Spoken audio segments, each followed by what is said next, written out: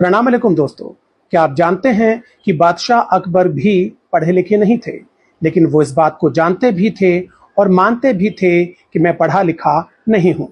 इसलिए उन्होंने मुकम्मल सियासियात यानी एंटायर पॉलिटिकल साइंस की फर्जी डिग्री हासिल करने की कोशिश नहीं की। चूंकि बादशाह को अपनी लिमिटेशंस पता थी, इसलिए वो पढ़ाई लिखाई, साइंस, टेक्नोलॉजी इन सब मामलात में अपना मुंह बंद रखते थे।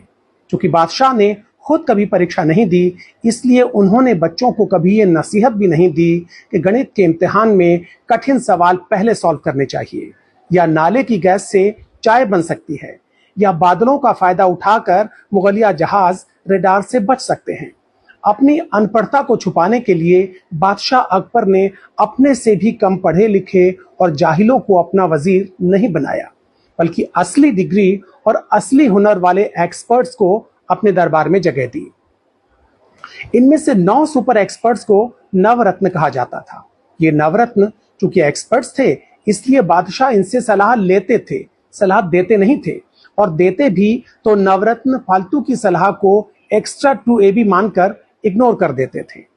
दूसरी बात अकबर बादशाह में यह खास थी कि वो सही आदमी से सही काम लेते थे।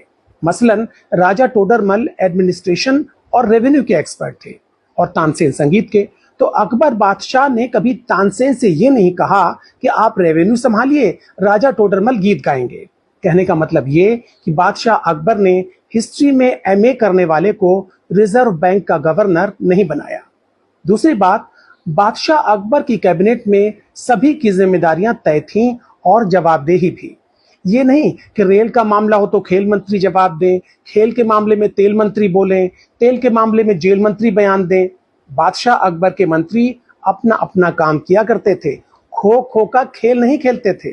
बहरहाल बादशाह अकबर ने सड़कें बनवाई, शानदार इमारतें बनवाई, सराय बनवाई, बहुत कुछ बनवाया, लेकिन जीते जी अपने नाम से जलालुद्दीन मोहम्मद अकबर स्टेडियम नहीं बनवाया। उन्होंने कभी अपनी नाकामी का ठीकरा अपने बाप हुमायूं के सर पे नहीं फोड़ा।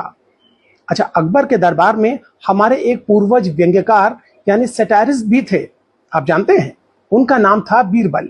मजे की बात यह कि बीरबल के ज्यादातर व्यंग्य और कटाक्ष बादशाह अकबर की कमियों और गलतियों पर होते थे, लेकिन इसके बावजूद बादशाह ने न तो उन्हें सोशल मीडिया पर ट्रोल करवाया और न ही उनके खिलाफ एफआईआर दाखिल करवाई, बल्कि उन्हें अपना नवरत्न बनाया। बादशाह अकबर भी दिखने में अच्छे नहीं थे, लेकिन उन्होंने न तो प्लास्टिक सर्जरी करवाई और न ही रोज 2 घंटे मेकअप के लिए दिया करते थे। हिंदुस्तान का शहंशाह होने के बावजूद बादशाह अकबर दिन में 5 बार कपड़े नहीं बदलते थे। बादशाह अकबर गलत फैसला देने के लिए मुंसिफ और काजी पर दबाव नहीं डालते थे, रियाया से किए हुए वायदों को भूल नहीं जाते थे, सब कुछ एक्चुअल और ओरिजिनल करते थे, पुरानी योजनाओं के नए नाम नहीं रखते थे। और सबसे बड़ी बात कि बादशाह अकबर ने मजहब को हमेशा सियासत से अलग रखा। अपनी प्रजा में उन्होंने कभी धर्म के आधार पर भेदभाव नहीं किया। उनके 9 में से 4 रत्न बीरबल, मानसिंह, टोडरमल और तानसेन हिंदू थे, और बाकी सब भी हिंदू मुसलमान करने वाले लोग नहीं थे, बल्कि फैजी ने महाभारत और गीता का फारसी में अनुवाद किया। और रहीम के बारे में, अब्दुल रहीम खान खाना के बारे में तो सब जानते हैं कि वो ब्रजनंदन भगवान श्री कृष्ण के अनन्य प्रेमी थे।